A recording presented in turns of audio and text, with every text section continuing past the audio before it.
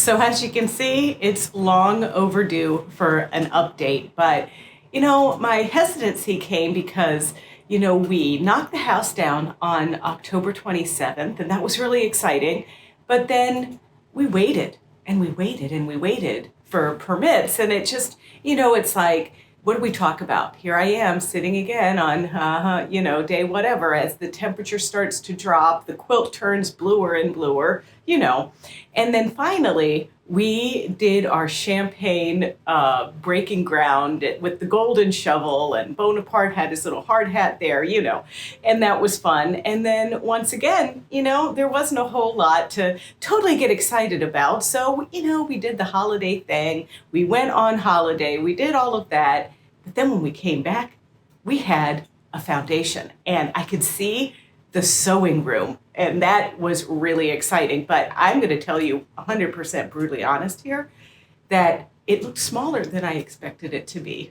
So, there's that, but I'm not complaining. Okay. I'm not complaining. So the update on the house, well, as you know, we're so excited. I can imagine how some of you who have built a house out there are probably like, oh, they're all wide-eyed, picking out the $8,000 toilet and looking at water wheel faucets and all of that stuff. Well, that got us excited, but man, does that feel like an eternity ago. And I have to tell you, here's the first floor update. We're going with Danish-inspired decor. Love our natural flat cover cabinets, and then we picked a more sensible faucet where you touch it, water comes out, touch it again, the water shuts off, nothing that comes from the ceiling or anything like that. And yours truly will be sitting on a normal toilet that my legs will reach the floor on. So I know that you were just waiting with bated breath to find that out. But some of the fun things, we're going to convert this old antique piece that I've had. I bought it actually to be a vanity and a powder room and just never made it happen. So that's going to finally be a thing. I'm book folding. I took up book folding. Can you imagine? And I've been folding books for an accent wall in our study. We are going to have a red front door, and I want to tie in that traditional red front door as we go through the foyer.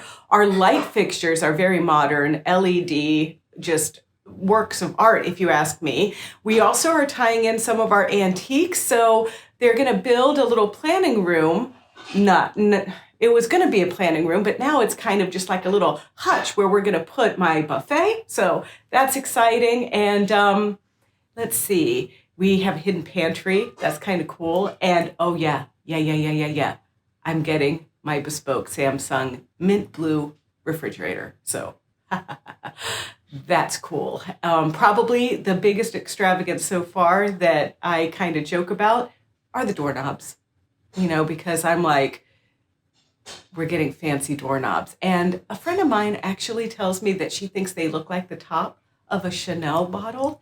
And I think she might be right just a little bit. And it was totally not planned that way at all. So yeah. So what we're picking out, I started a mood board just to kind of keep everything in line, picking out things for Bonaparte's room, picking out things for the laundry room, and just kind of keeping the ideas together. And, sometimes when you put them up on a mood board or you write them down or whatever, it makes it helps you rein things in and kind of take away the silly stuff that you thought, oh, this would be such a great idea. And, So let's talk about the temperature quilt. So I want to give you a public service announcement because the past 7 weeks, I totally cocked it up, I have to say. So what happened is I had printed out a batch of paper with that template, the paper piecing template that we're using. And I don't know if it was a printer update or my computer update or whatever, that doesn't really matter.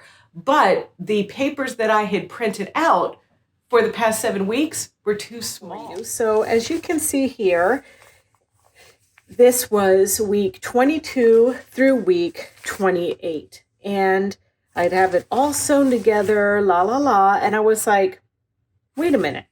When I went to sew it onto the rest of my quilt top, it just wasn't fitting. And I'm like, why is this not lining up? Did I not take the same seam allowance? What happened? Well, I'll tell you what happened. Somewhere along the way in my technical adventures, my row of pages that I printed for this particular row didn't print to size.